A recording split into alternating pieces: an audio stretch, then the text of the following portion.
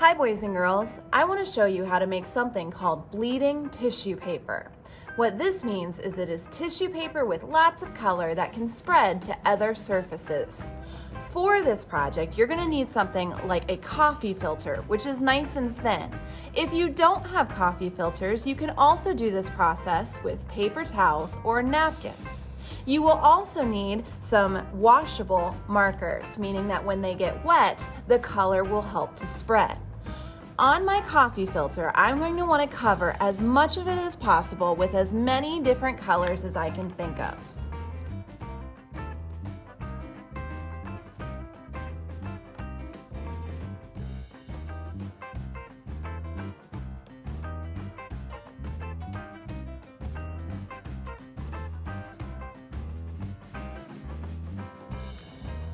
Now that my coffee filter is completely covered, I can use scissors or I can rip my paper into lots of little pieces.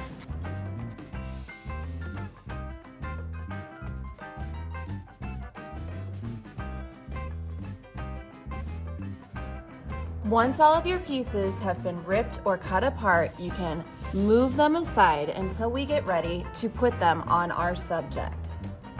Next, being inspired by reading the book Jan Brett's The Hat, I would like to design my own hat. I'm going to use a regular piece of paper. I like to use something like a Sharpie marker, which is permanent, so it's not washable like the ones we used on our coffee filter, or you could just use something as simple as a pencil. That'll be fine too. I'm going to start by doing the shape of the hat first. Down at the bottom of my paper, I want to do a big oval shape that takes up most of the space. This will be the bottom part of our stocking cap hat. Then I'll do a nice tall half circle or half oval shape. That's the part that fits nice and snug on your head. Sometimes hats have a little poof ball or a pom-pom at the top of them. So I'm going to go ahead and make kind of a messy looking shape to make it look like that pom-pom. Now you'll notice I've got my lines poster here because I'd like for us to use some lines to decorate our hat. This will help give it more of a knitted look to it. For my hat, I think I will start with a loop-de-loop line. Notice the loop-de-loop has all of those little spaces in them, and it reminds me of a roller coaster. You can choose where to put these lines on your hat. I think I'll start at the top, my loop-de-loop line. But then I might want to try a different line. Maybe this time I could do a dotted line. Remember, dotted lines have little spaces in between them. So they're mini lines that are not connected to each other. It reminds me of the center of a road. How about this time we try the zigzag line? I'll put my zigzag line maybe down here. Zigzags have sharp points to them. They remind me of mountains, or maybe even sharp teeth. Then let's see, maybe I could do a straight line. Straight lines are really easy. You just go from one side to the other, nothing really special happens.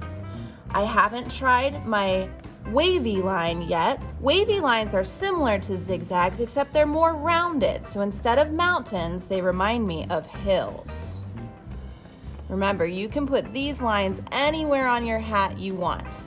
I still have this line here. This is called my zipper line, and it kind of reminds me of a zipper that you would find on your clothes. You can see that it has the top, sides, and even the bottoms of squares, and that might help you to be able to draw it a little bit easier. If you have extra room, feel free to repeat one of the lines. Maybe since I have a little extra room right here, I could try my dotted line again. That way, my hat is nice and full before I add my color.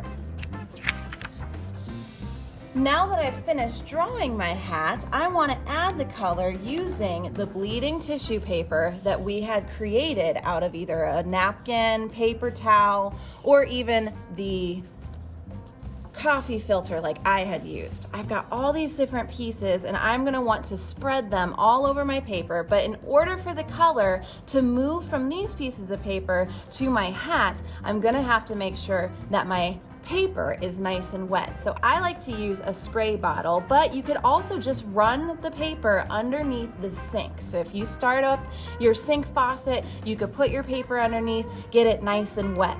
I'm just going to go ahead and spray my paper, get it nice and wet here. And I'm going to carefully start placing my pieces of colorful paper in random spots on my hat.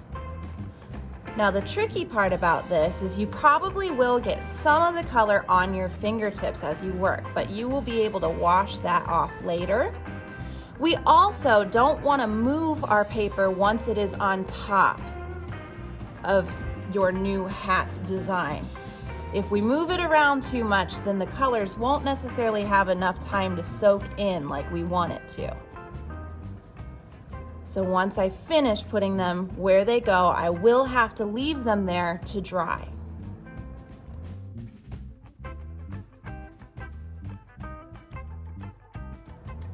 Now you may notice that not all of my hat is completely covered. So if you want to do another napkin or another coffee filter and continue to fill it up, you can, or you could leave some of your hat blank. I also noticed that not all of my pieces have gotten completely wet, so I might spray mine just a little bit more, just to make sure that all of them stay where they should be and have a chance for the color that's on the paper to soak down into the new piece of paper. From here, we need to let it dry for a while, and then we'll be able to take off the old papers and reveal what our new hat design looks like.